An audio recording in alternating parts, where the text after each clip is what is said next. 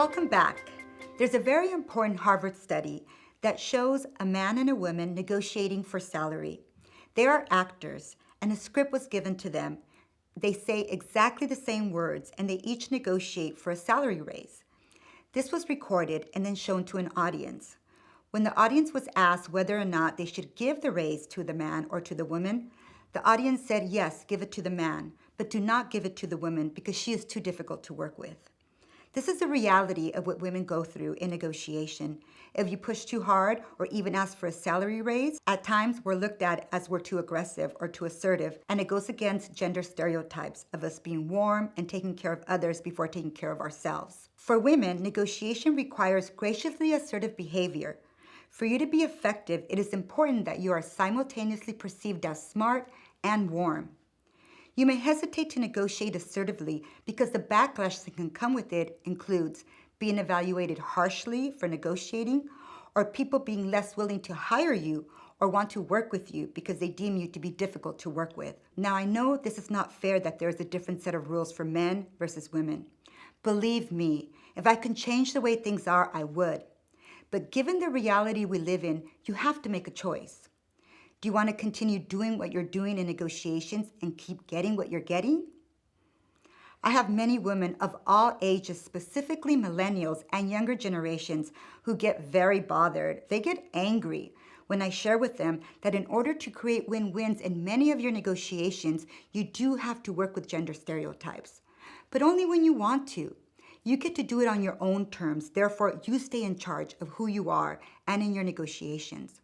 For myself, I know who I am and I love who I am, and I can adapt to any given situation if and when I choose. For example, given the corporate environment, I would probably get fired if I try to work for a corporation.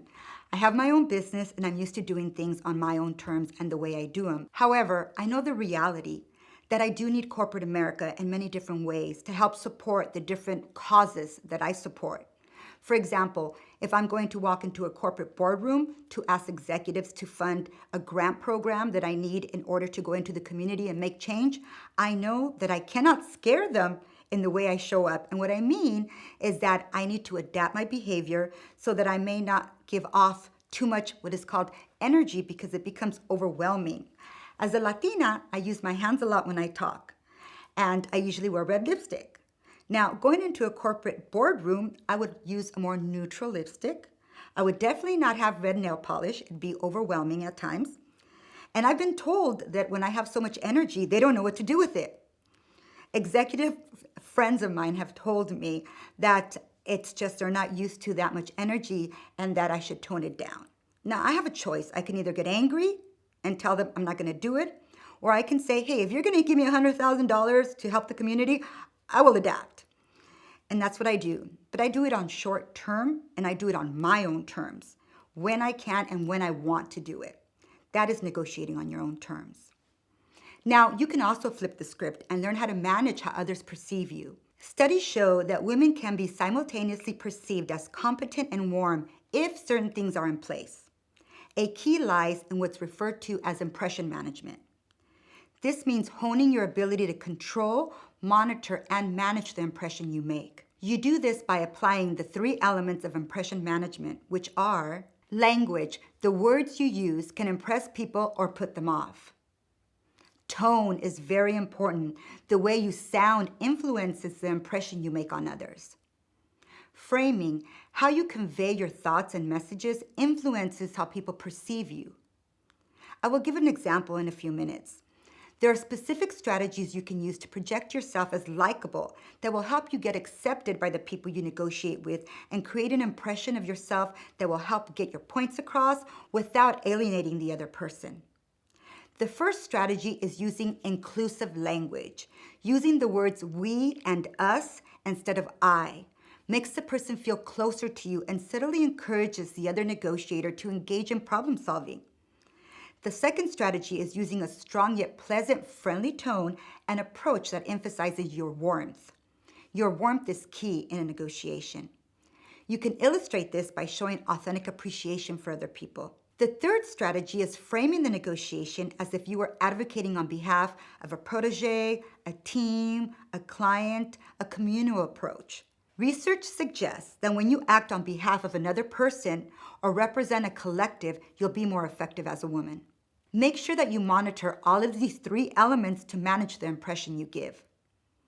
Also, stand straight with your head held high to exude confidence when you approach the people you're negotiating with. The words you use to frame your request and the tone you set for the interaction will strongly influence the ability of other negotiators to hear what you have to say more objectively. Speak in a friendly, warm, and non-threatening tone of voice. That's very key. Use we kind of words instead of I. Whatever you negotiate for, the angle should be to benefit the person you're negotiating with and or the organization. Since aggressive behavior backfires for women, you'll win more when you use a softer style while still holding firm against pressure to concede too much or too soon. Nonverbal behavior needs to communicate what a nice and friendly person you are. You don't have to join the tough boys club and become aggressive or abrasive to play to win. A friendly, warm, and non-threatening tone of voice and choosing your words carefully and strategically works best for women. An important technique you can use while managing your impression on the other side of the negotiation table is what's called the sandwich method. It's like meat between 2 slices of bread. You sandwich what you're asking for between appreciation and the value of your ask. Start by saying something nice to the person. Show appreciation for their accomplishments or how they've helped you with something. Use whatever fits the person. Then nicely state what you want and why.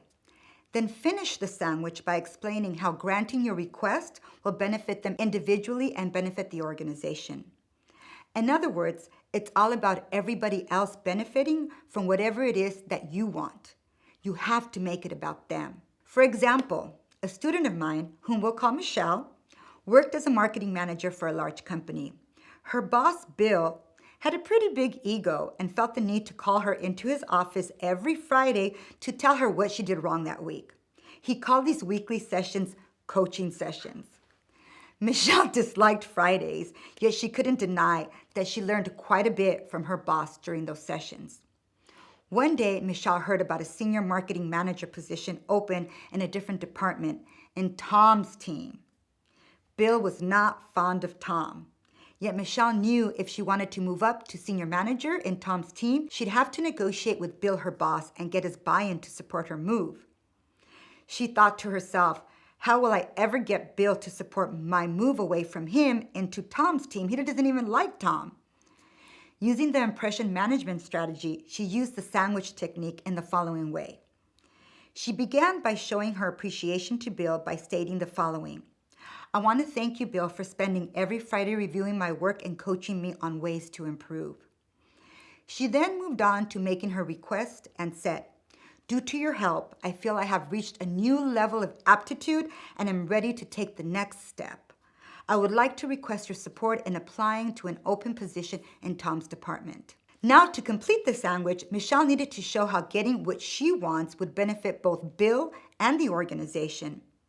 She did this by stating, I believe that you supporting this new position will allow me the opportunity to help Tom's department become more efficient and teach members of his department all the great leadership practices you have taught me. I could carry on your legacy, Bill. In this example, Michelle used appreciative tone, which sounded pleasant and friendly. She framed the negotiation as a benefit to her boss, other employees who would have the opportunity to be developed learning Bill's leadership practices, and the organization as a whole having more developed leaders. In the benefits section, she used the word we, meaning the organization would benefit from it. Although she would also benefit, she did not frame her request from an I perspective. I know this is a lot to digest, but don't worry. I have included this in the workbook. I have given you a template, have given you different models and different examples of the sandwich method that you can use and learn from. Keep up the good work and see you in the next lesson.